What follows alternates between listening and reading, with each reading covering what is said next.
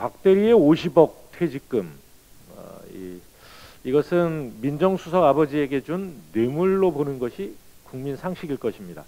곽상도 의원 아들 50억 퇴직금 앞에 좌절하는 청년 세대에게 과연 우리는 공정과 정의를 말할 수 있겠습니까?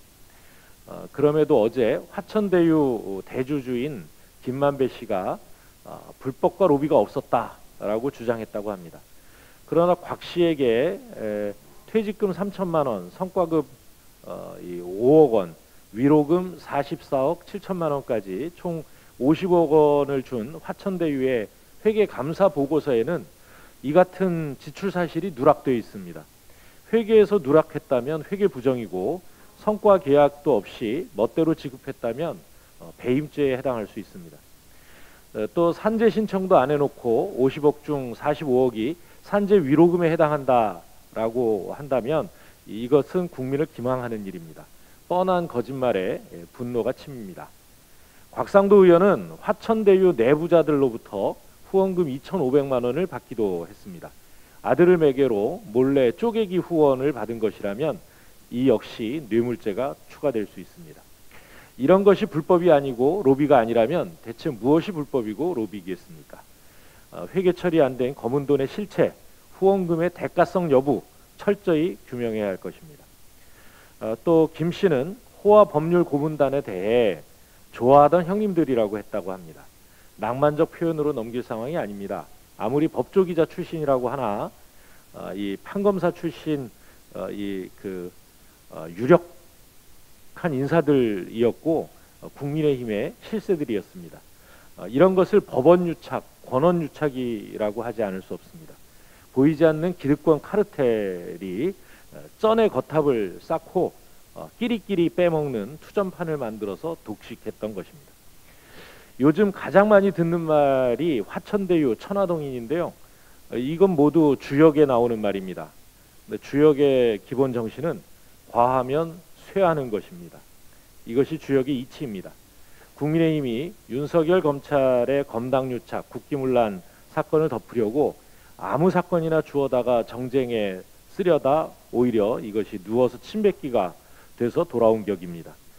팔수록 야당 인사만 나오고 팔수록 야당 인사와 핵심 토건 세력의 비리만 드러나고 있는 이 국민의힘발 법조 게이트, 이 의혹은 반드시 밝혀질 것입니다.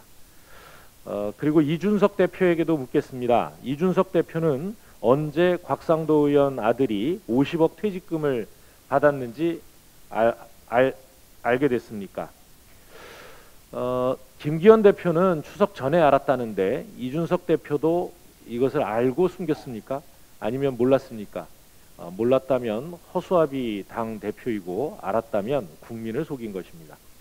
국민의힘이 이런 비리 사실을 알고도 우리 당의 이 게이트라면서 이재명 후보를 공격한 데 대한 이 대가는 톡톡히 치를 것이라고 경고해 둡니다.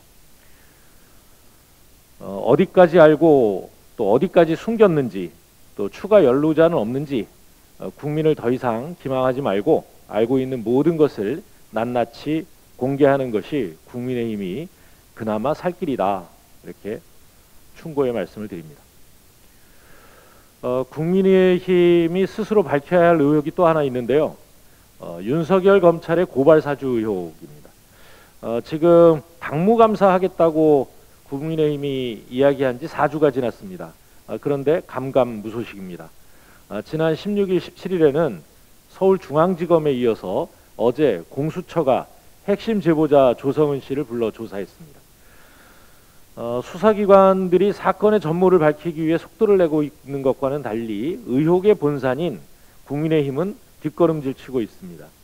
사건의 핵심 인물들이 속속 조사를 받고 있는 만큼 전모도 곧 드러날 것입니다. 책임 있는 공당이라면 그 전에 선제적 조치를 취하는 것이 마땅합니다. 수사 상황을 봐가면서 뒤늦게 시인하는 비겁한 태도에서 하루빨리 벗어나기 바랍니다.